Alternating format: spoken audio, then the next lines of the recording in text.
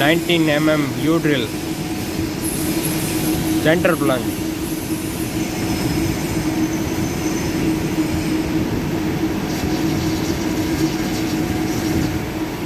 Now turning at X 2.5.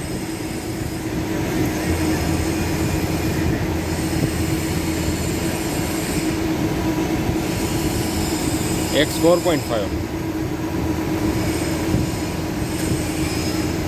From Z0 to Z minus 56.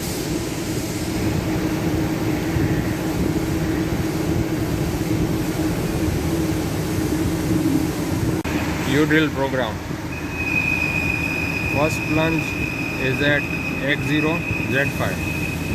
From Z0 to Z minus 56 with speed of 0.1 mm per revolution.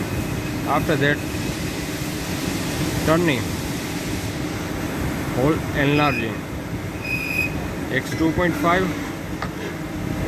and then till from Z0 to Z minus 55.5 with speed of 0.1 mm per revolution, and then retract of X equals to R5 minus 0.2. It means X 2.3 and Z 55.